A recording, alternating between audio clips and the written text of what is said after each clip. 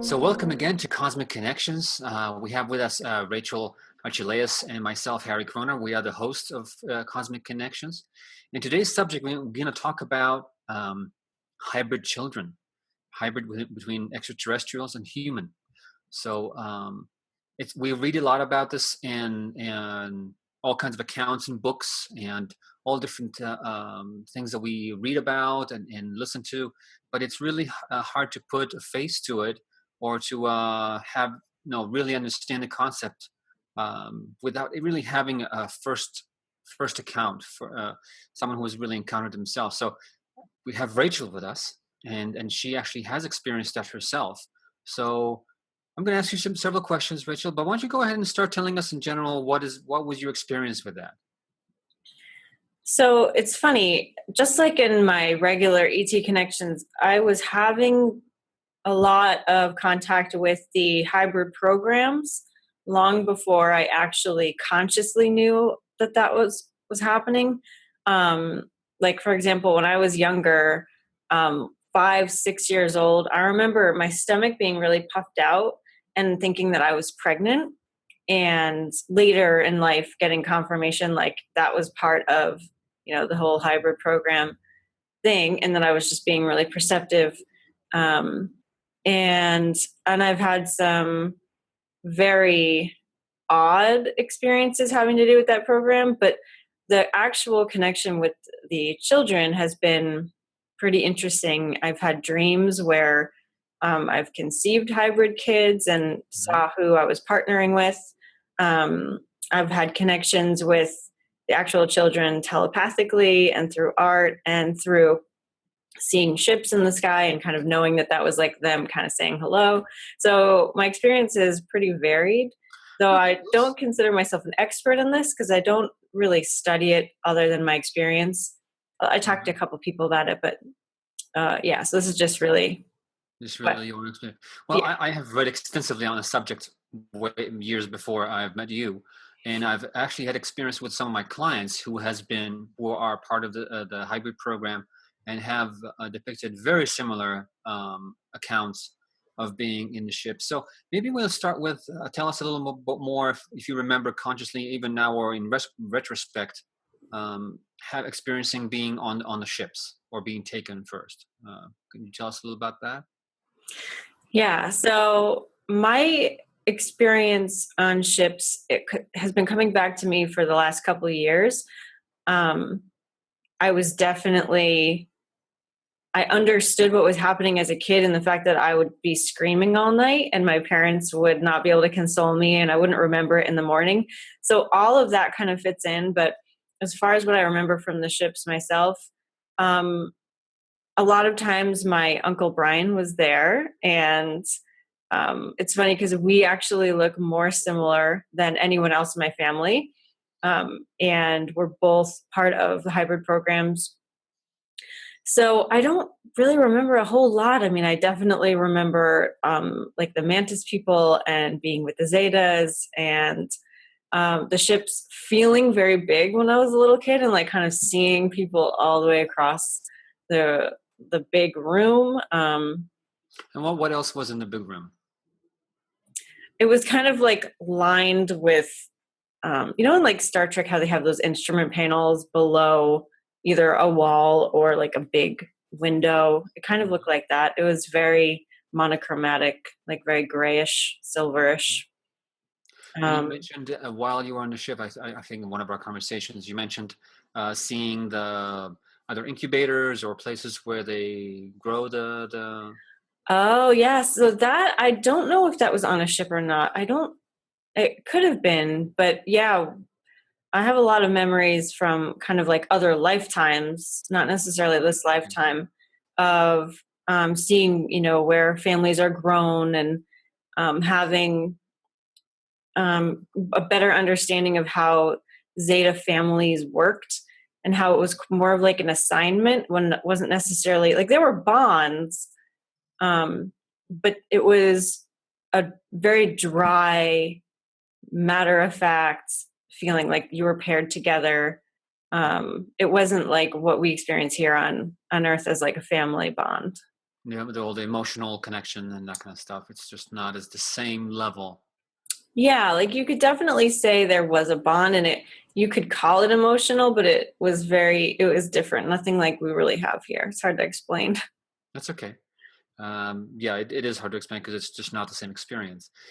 So tell me a little more about how your connection with would have become your galactic children, your children of this hybrid children. So tell us a little more about that connection and encounters. Yeah, so it was in a reading I did with the creators, channeled by Daniel Scranton, where he kind of validated a lot of what was going on for me with the hybrid children. That yes, I have them, and yes, when I was younger, that was being part of the program, um, and my interaction with them, I'm very telepathic, and they would pop in from time to time, so I was aware of their existence.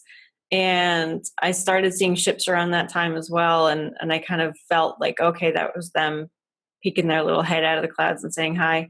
And also, I work with them nightly as like a teacher, facilitator, trainer, even for their caretakers up there.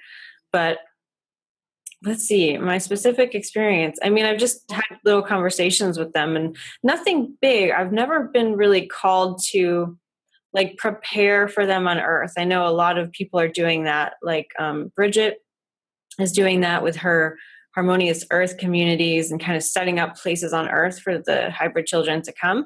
I've always felt like I work with them on the other dimension. And so it's Hmm. not necessary for me to go that path.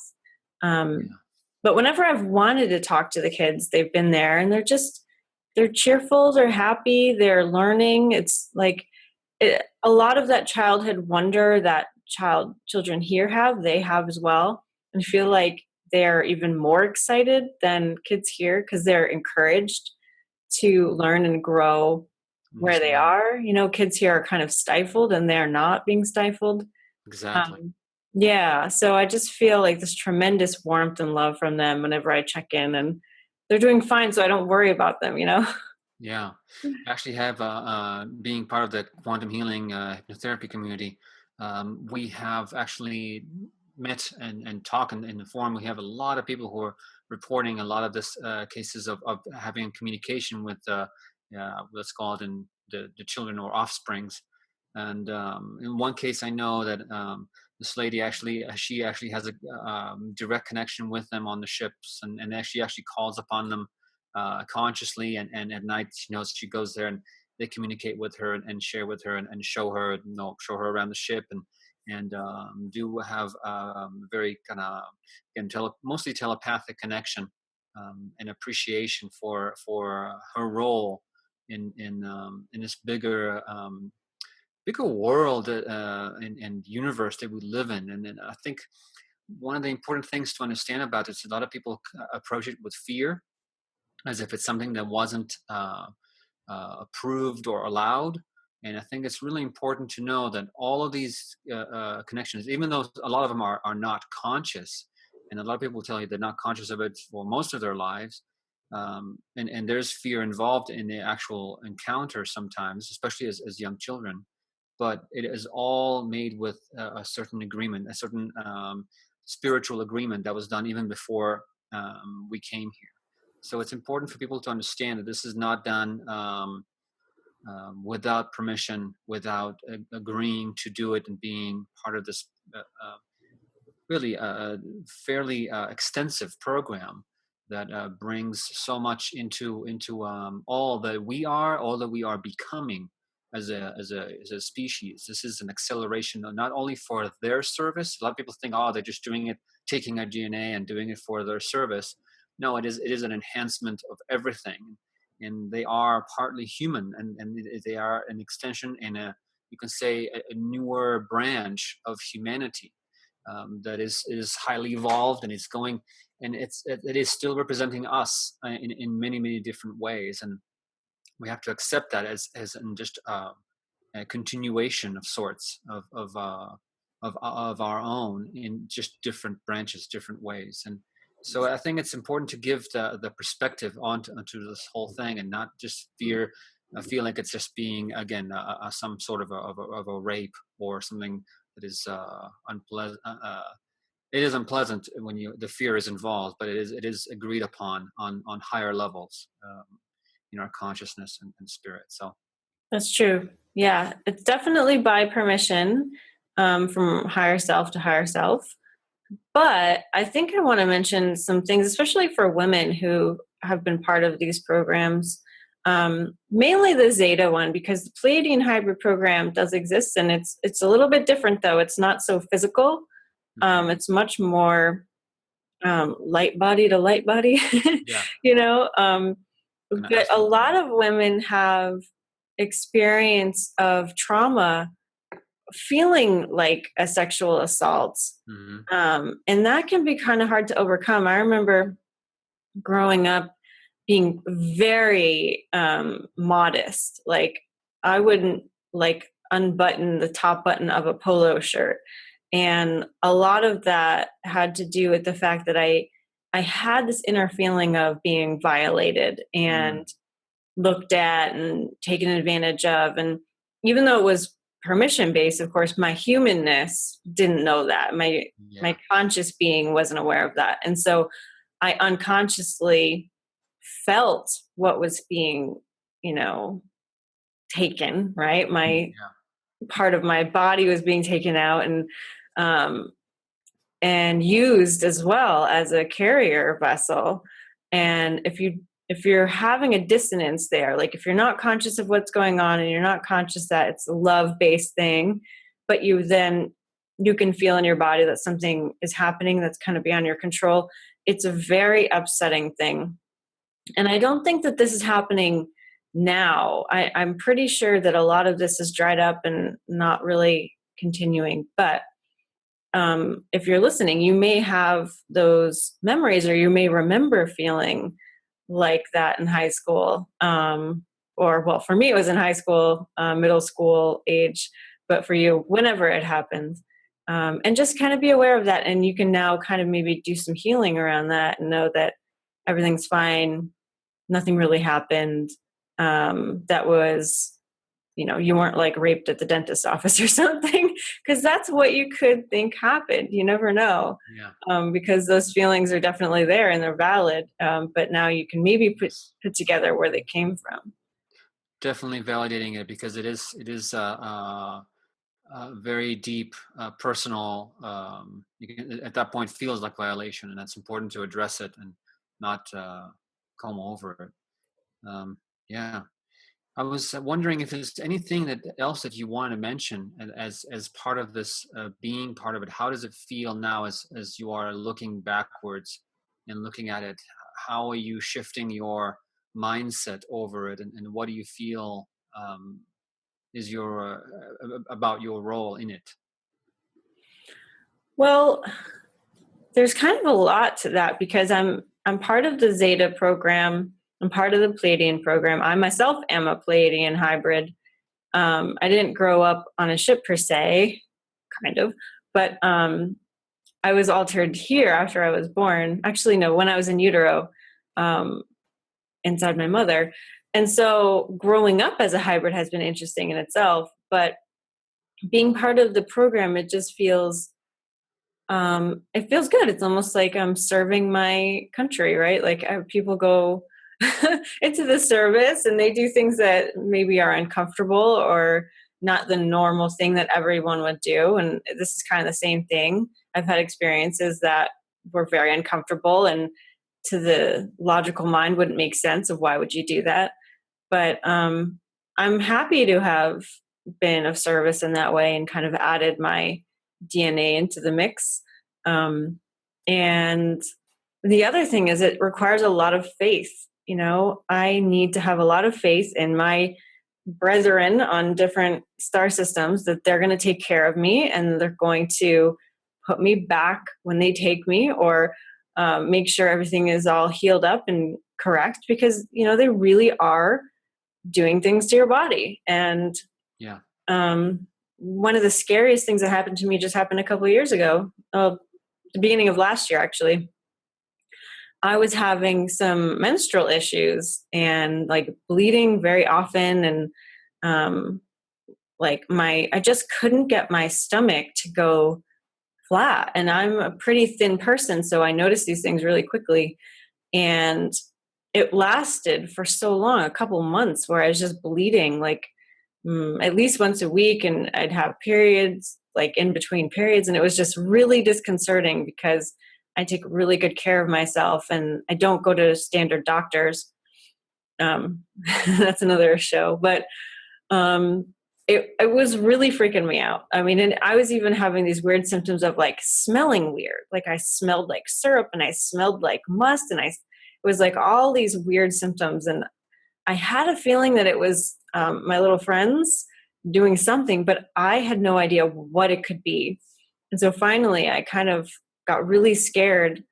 And I finally asked my angel friends, like, please tell me what's going on. And so I was doing this. I was in bed, and I normally talk to my guides and angels then because it's just easier. So my angels were there. I asked them what was going on, and they said, we need to bring in the Pleiadians. And so I said, okay. So they brought in the Pleiadians, and they told me that, well, they lifted this baby up out of me in different dimensions. So not physically. They didn't lift anything physically up, but they showed me what was in there. And I was like, oh, and they said it's not ready yet. And so they put it back in. But then a couple weeks later, it was gone and I was fine. My stomach was flat. And I'd never heard of that happening before. Not even in what I told you about the session I had with the creators. They didn't mention that. And I didn't obviously have bleeding symptoms when I was 6. I didn't have a period yet. And so I was pretty freaked out.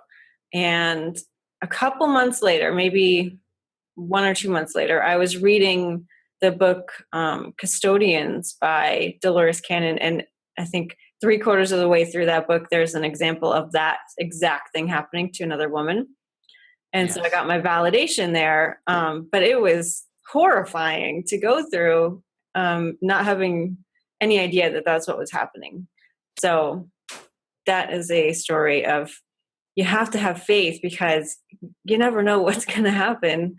And I do trust them. Once I knew it was them, I was fine. Internally, I wasn't freaking out anymore, but I didn't even think to ask at first, you know? Yeah. Yeah. I've read actually a lot about this, and and it's kind of a consensus that it looks like that they keep it in the human body for about 3 months, and then they transfer it into to continue the growth somewhere else. It seems like this is a period that is a must, and it's the most important in the development of the baby, and the crucial elements of a baby in the first 3 months, as we know. So it is seems like they have chosen to do that, and I've read numerous accounts of people that women who have experienced that and had 3 months that felt like as if they just had a miscarriage or something like that. And if they had, so it feels exactly like that. It feels like a miscarriage, like you got pregnant and you got a miscarriage. And women who are in the program, and that happened to them several times enough, not like incessantly, but definitely several times in their life as they participate in the program. So it's something to acknowledge and see when you said, like as you said, trust in the process. But it is hard to have that, as you said, that dissonance between clear knowing and just being like what is happening to me. So it's important to acknowledge that. Okay, let me ask you another question. I want to ask you if you, what do you remember at the time you spent on the ships, while, as you mentioned, educating them, teaching them on the ships. So what was the subject? What was the things that you have taught them? So that is what I do at night. I'm normally sleeping, though I can do stuff multidimensionally while I'm awake. It's interesting to do that. I don't So I don't really recall all the time what I'm doing up there. I have been told that I help them with emotional integration, Mm, and that these kids have emotions. They are born very much like a human, so they have that full range of excitement and fear and sorrow and jubilee and everything that you can think of that you've experienced in your life. And the caretakers that are up there, the Zetas, that is all very new to them, and they do not have the wide range of emotions that we do, even though now they are connected to their emotional bodies.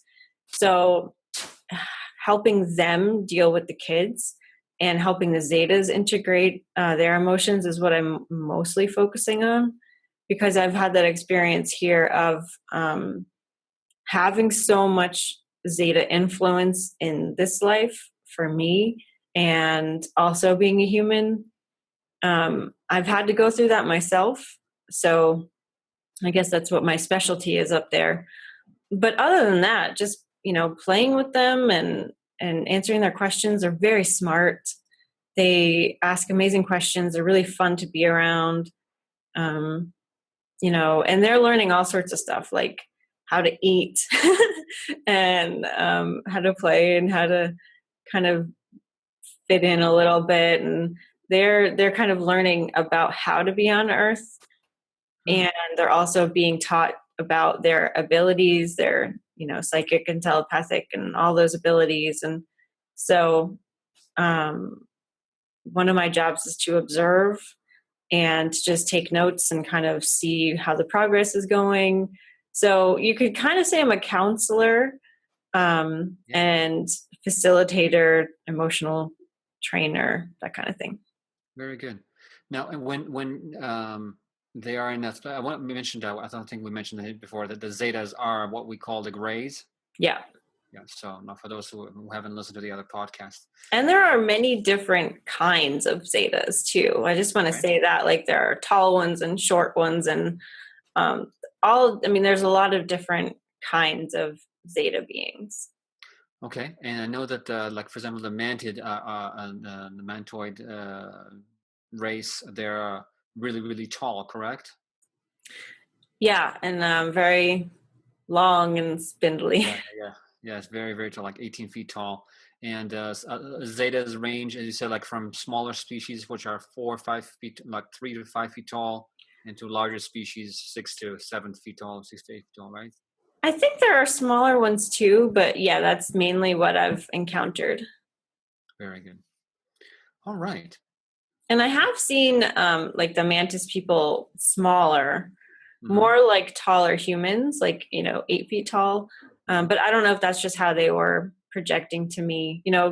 Really, these beings can kind of do whatever they want. They can project Right. however they want, um, and so yeah. But what your guidelines are, definitely Just about. the norm. Yeah.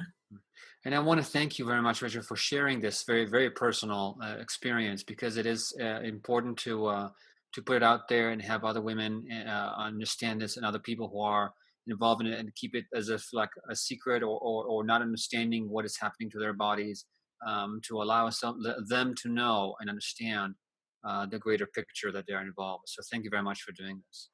You're welcome. I mean, I really wished I had something like this. Um, a long time ago. And I know that there are some amazing pioneers, like I mentioned Bridget earlier. She's amazing in what she's doing about her work with the hybrid children and making all this normal, because this is normal. Like, this is happening in your everyday life. You're not, you know, dreaming it up. If you have feelings that maybe this happened to you, then investigate them, because it'll add so much um, trust in yourself when you know that, okay, I had this feeling and it was right. Then you're going to live a much better life, instead of just thinking that you're crazy or ignoring it and thinking, oh, there's nothing wrong with me, nothing happened to me. That kind of stuff can really eat away at your self-confidence, and I think that's terrible. So Yeah. yeah, I hope this helps. Yeah, very good. And I've also want to mention that this is a worldwide phenomenon that happened until about 10, 15 years ago. And then that program seemed to have been stopped. And we've got several confirmations from actually many different sources that this type of program, at least especially with the Zeta, um, has, so as though you can say like the regular abductee kind of experience, has been stopped. And I don't know if it's because, well, several major reasons, because they reached a point in which they had enough of what they needed. And the second level is because they realized, based on the publicity it received, that it was causing a major fear among humanity overall, and they really wanted to stop the fear factor, which is hindering the evolution of humanity and the progression of their integration into our lives in a more conscious way. So they decided to stop this program. So right now, just people know this is not happening anymore. But as you said, anybody who's born 15 years and up ago might be part of this program. And again, this is a worldwide. And I know of cases, I know of myself with some clients that have been born different places around the world. And this is not just some subconscious fear or misunderstandings or just kind of things people read in some books and start to fantasize about. I really want to validate this. This is happening to people that have no idea about this, did not research it, did not read about it, were not exposed to this literature in any way, shape, or form prior to understanding their own experiences. So really wish people understand and take it very seriously and know that this is something that is happening, and not on the conspiracy level. I really want to make sure that this it's really important to distinguish the two. If you really notice, and maybe we should dedicate a whole podcast to the conspiracy stuff, but I notice that a lot of people are really developing and working on the fear level. And if you notice anything that's involved with fear, which is anything to do with conspiracy, no matter if it has a hint of truth or not, if it's involved with like, no, that kind of like it's fear or being manipulated, it is something that is involved with the fear reduces the vibration. It is a lower vibration look at things, and it is far from the truth. The truth is the pure truth is usually involved with love. And this is really how our universe operates. So I want to make sure people understand it. Stay away from conspiracy stuff, even when you see it on the net, because these days, unlike when we were younger, it was almost impossible, except for like very rare books to read about this, which I hunted for. I remember like very much so. But these days, it's so much information and kind of a plethora of information. But it's a lot of it is mistaken and taken from the consciousness level of fear and distorted in that way. So it's important to see it in a way, and especially we're talking about like this subject, which is very personal, very intimate, to take it with a grain of salt, whatever you read out there, and just take things as they are. And I thank you so much for doing this and showing the world that this is not something that is terrible, or that it brings suffering for no reason to our people.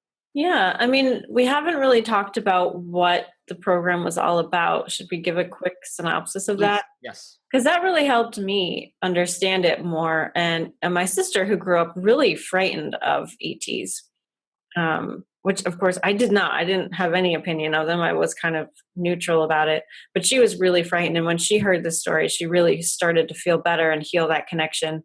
Where now she's more accepting of it, and she's on board about the whole love your brethren thing. So in a nutshell, the Zetas, at least, are our future cousins, basically. They're an evolved form of humans, and because of how they lived and where they lived, they altered their appearance so that they could survive. And they sorry, sometimes when I start talking about this, I get a little like vibrational shift, and I forget some human words. It's so funny. Procreate. They procreate through cloning. And after so many generations of doing that, that DNA can start to diminish and break down. And so they couldn't clone anymore. So basically, we made an agreement with them as being a partial match to their DNA, right? Because we're cousins and they're, future humans, that we would supply our DNA to them so that they could procreate once again. So that's why they harvest eggs from females and sperm from males, and they mix it all together to create new hybrid beings. And so that's basically what has been happening. And of course, it's all, again, permission based, though how they did it, because they didn't have an emotional body at the time. They had no idea that they were freaking us out.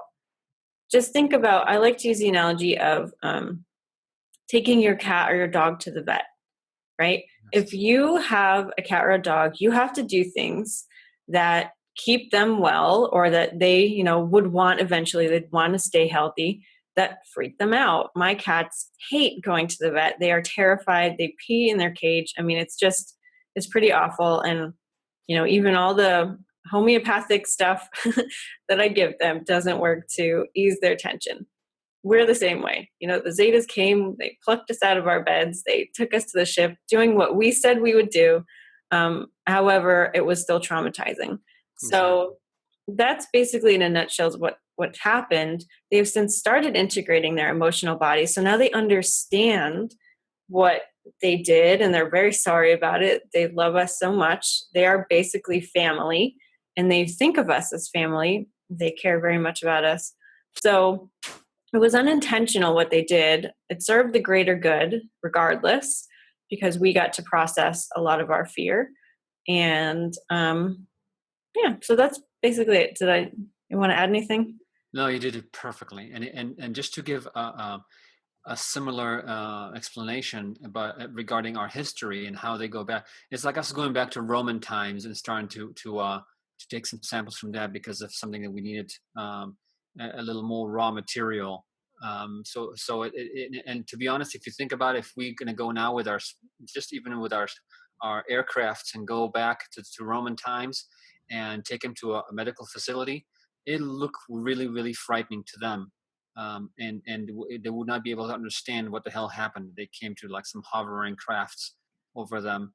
And so it really is not so far in our future that those are again, it's not even cousins. It really is, as we said, we're kind of going through time and kind of recreating ourselves and what will become again that hybrid civilization. I would leave it at that. So it's really is that it's that simple. It's just given that I'm happy you did that and we given this perspective so people understand that this is not so well, it is out of this world, but it's yeah. But it is more. There's a better comprehension of it, and when you give it that kind of examples and perspective, so it's not that foreign to us. The whole concept and the reasoning and the purpose of it. So thank you very much for doing this, and I hope the audience enjoyed this and learned a lot from this. If you want to leave some comments on the podcast, please do so. And we'll have some more coming up very soon. If you have anything else you'd like to add or share in your own stories, your own experiences, if you have questions for me or Rachel, please just leave comments with the podcast or contact us in our own websites. My website is harrykroner.com. And for you, Rachel, it's sephyrus.com. Yep. SEPHYRUS.com. Very good. Excellent. So thank you very much. And I hope you enjoy us and join us again very soon. Thank you. Thanks, everybody. Bye.